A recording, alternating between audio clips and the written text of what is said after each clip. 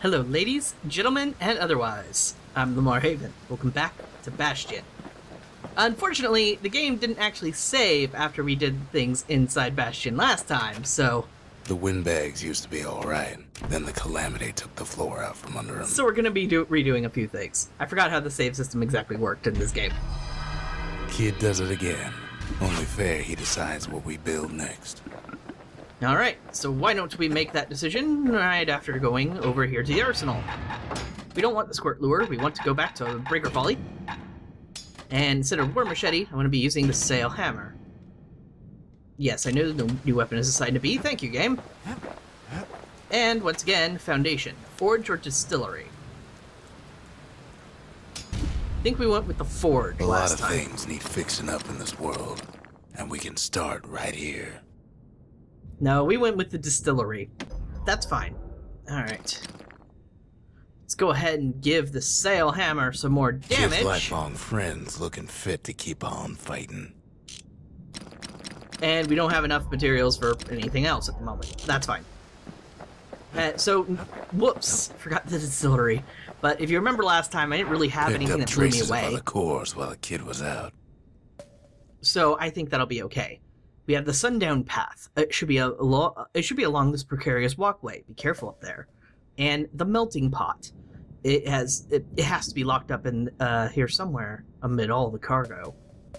So, the Sundown Path.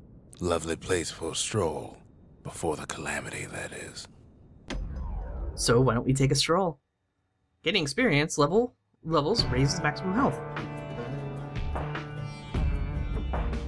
Couples used to walk the Sundown Path. Kid ain't here for pleasure, though. Well, that's what you think. It depends on what you determine, what you find pleasurable, I suppose. Alright. Just destroying some random things, getting some shards. But then, somebody gets to the core before the kid. Floor starts giving way under the lightest step. A single panic squirt could bring the whole place down. So could a reckless kid, for that matter. So don't be reckless. Fragments of the old world rain from the sky.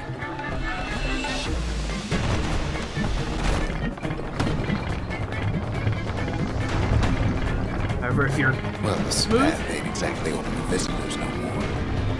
Security's all fired up. Yeah, nice pun there, stranger.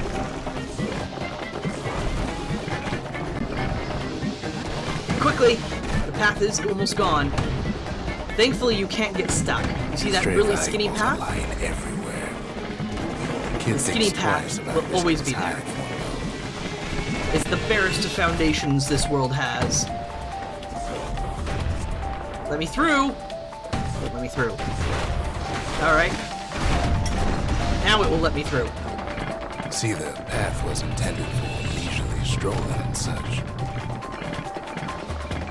Nothing leisurely about this. Sky bridges link the path together. The sky bridges are the foundation I mentioned. Oh, sorry, no. The sky bridges are these. Duh. Sorry. That was silly of me. Finds a spyglass, like the ones they'd use to search the stars. A memento. A portable telescopic lens used for stargazing. The Sundown Path once held breathtaking views of the stars, the mountains, and the sea. Now only the stars remain. Ow. You're big. Go away. Air travel always was an iffy proposition. As before, don't spend too much time on your path. Ah! Quick and careful's the only way to go. Because that'll happen. The Calamity changed everything, even where the wind blows.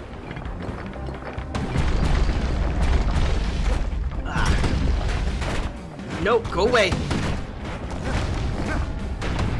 Fountain, thank you. Well, if we mastered the winds in the old days, we can do it again. But the question is, who else could have taken the core? That is the $1,000,000 question. Well, ain't no survivor stole the thing. If it wasn't a survivor, then it must be Scumbag ate it by mistake. this poor scumbag.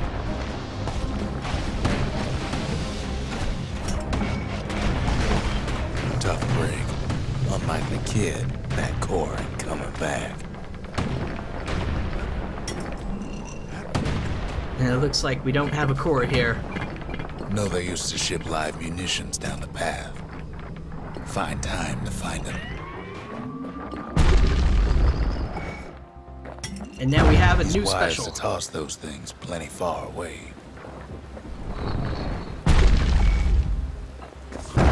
Hand grenades. If you lock on, however, you can get a better throw in. Even gas fellas need some shut-eye from time to time. They get real cranky when you wake them up. In all this toil, Kid keeps coming back to an overwhelming question. Who else could have survived the calamity? We have 2 people who survived. It is entirely possible that others did as well. So we didn't find the core that time, but that ain't about to stop us. Well, hey there, stranger. You've moved. We could always see the stars. We just never could reach them, no matter how high we built. Seems like we have something new in the forge. Nah, it's just telling us that we might have enough resources to actually upgrade something. So we have stabweed arrowheads for 50% more damage, or scumbag arrowheads make the arrows deal damage over time. Kid packs a special surprise in every one of those arrows. We can add a 20% crit chance to the sword for something that attacks as quickly as it. That's useful. Serrated Edge attacks cripple foes, attacks deal damage over time. But then that also makes it great for crowd control and quick hit and run tactics. So it depends on what you want to do with the sword. Since I've already got a weapon that's basically burst damage, the hammer, I'm going to go... I think if we're going to start using the War Machete, I'll go with Serrated Edge. However, I don't have enough materials to really burn on that right now, so let's go ahead and pass up the chance to upgrade it for now. But we do have the Proving Ground, the Trapper Shingle. The trappers once tested their hunting rifles as well as their footwork here. I skipped the info, sorry. The finger repeater offers fully automatic fire, but cannot be used while moving. No place better than Trapper Shingle for learning to tread light and shoot straight. Trappers had to tread real carefully here, else take a nasty fall. They train themselves by clearing out the targets, while not clearing out the floor.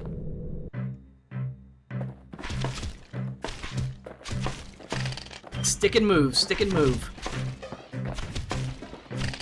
Let the auto-aim take care of most of the aiming for you. Never to take a step till the time is right.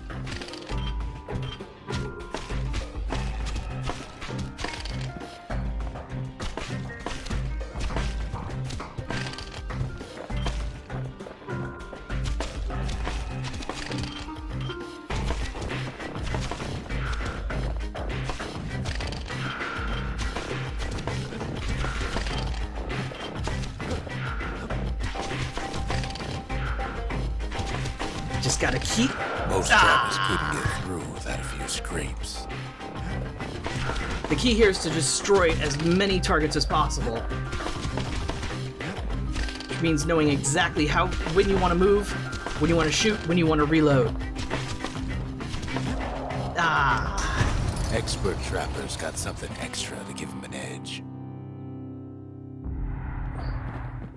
Something nasty. The upgrade material for the Fang Repeater, a prickly bundle of bones from a carrion critter. The city never got these under control. The calamity did. And we also found something greasy. Next prize is at 64 targets. Let's see if I can manage it.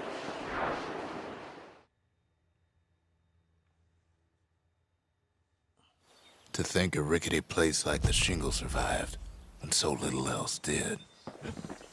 Just wanted to go ahead and do that to save the game. I'll be moving back, and I will show you if I have a successful attempt. That's Trapper Shingle, only place in the city to go to get certified with a repeater.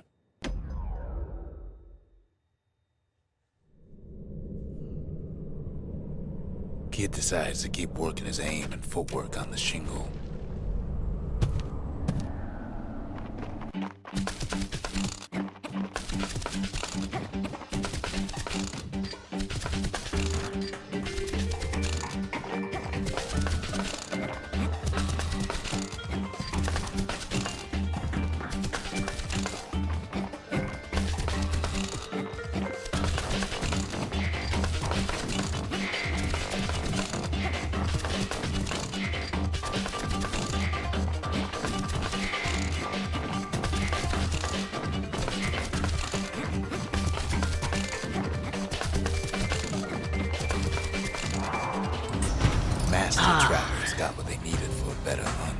Managed it!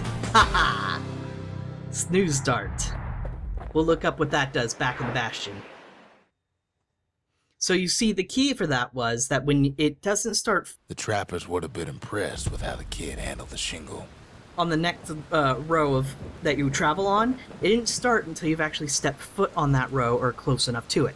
So if you move quickly enough, you can shoot the ones along the next row from the previous row without setting off the falling. So that's what I did. Once you figure out how far you have to go to stand to be able to trigger it, the rest is pretty easy. So we have the hand grenade, a portable explosive that detonates on impact when thrown. The Ceylondian army rarely depended on these, for their sheer force drew controversy. And the snooze dart, a fang repeater skill, a bolt coated in a heavy sedative which causes the target to lose consciousness on impact, considered unsportsmanlike by some trappers. I like the hand grenade, and I haven't been using the breaker bow skill very well, so I'm going to go ahead with the hand grenade for now, and we're going to move on to the next level. The melting pot. Place hoarded all sorts of fineries from beyond the boundless sea. Secret skills are powerful and require black tonic to use. In better days, the melting pot was sealed tighter than the skin on a squirt. Well, here's hoping you weren't going for a no-kill run. Of all the plans to survive the calamity, it had to be stab weeds. Looks like we have ourselves a problem with the stab weeds. Blasted things hurt like a broken heart. So there's one thing I really want to discuss about how this game uses its narration. If there's a core, he figures it ought to be deeper down. And it's certainly not. I'm certainly not the first person to discuss it. Not in a game that has been around for this long. Core is stuck inside one of those fancy cages. And that is that the narration and the way it's introduced in this game manages to make it so it feels like that that everything you do is part of the story and less part of a game. Some of the stuff lying around is downright dangerous. One of the things I wish to point out is, more specifically, is the time in the very beginning when it said, when the narrator said, and the kid just kept rolling around. That's something that you do as a gamer. See, I know it moves faster if I roll, so I'm just going to keep rolling. And it's sort of like in Ocarina of Time, where everybody would just roll to move faster until you get access to something that lets you move even faster. And this game makes it so, okay, but would the hero actually just keep rolling around? Would Link just roll around like that? It seems very inefficient. So they kind of assume you don't, in a way. In this game, they don't assume that. It's part of the story. He throws a switch. Now what could possibly go wrong? So you really get the impression that everything you do is part of how the story goes out and happens. The cage starts lifting from the core ever so slow. But then keep in mind that there are times where I fall off. Is wait. And shipments start falling in. I fall off the side, and then the narrator says something along the lines, and then the kid fell to his death. Just kidding. And it puts me back on. Not every squirt's born bad. Some spring to the kid's defense. So we have some squirts that are on our side automatically. It's gonna take a little while. So the question you have to ask is, are we to trust the narration? Is what's happening in front of us actually the real case of the situation? Or is it just a story being told from the perspective of someone who wasn't there? The unreliable narrator is a part, is a trope. Scumbags don't take kindly to interlopers. Is a very, very big, important trope in much literature. And the fact that it can be used to such amazing effect in video games is something that's been explored before, but not in quite the same way that this game has. And I think that's one of the main reasons for its incredible popularity. At this rate, maybe 5 more minutes, maybe 30, hard to tell.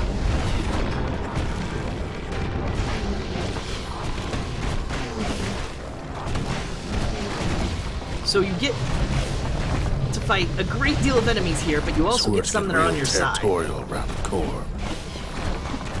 So the best you can... after a while, once you've Then cleared out shipment of enough free samples shows up. to make it so that you can actually, you know, It ain't all survive, bad, as a kid try finds and some stay from a spices range. the motherland, tax-free.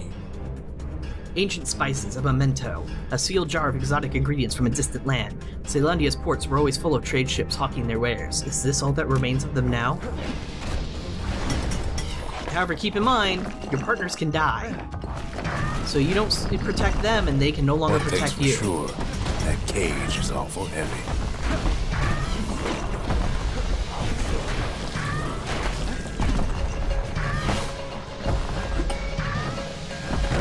So what's the priority? Getting rid of the turrets that can only fire close to them, but fire for a ton of damage? Troublesome scene, Or getting rid of the sure. spawners?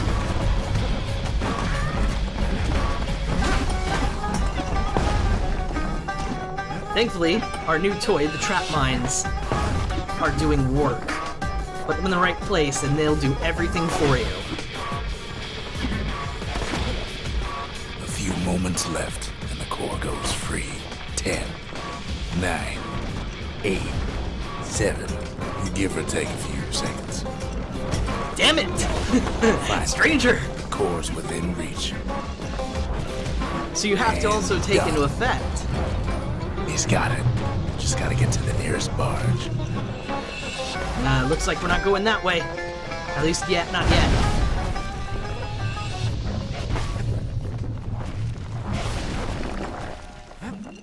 Alright, let's try going this way. Nope.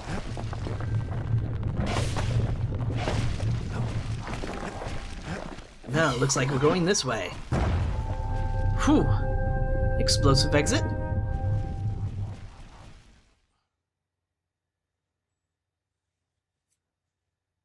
I still remember the look on his face after that one.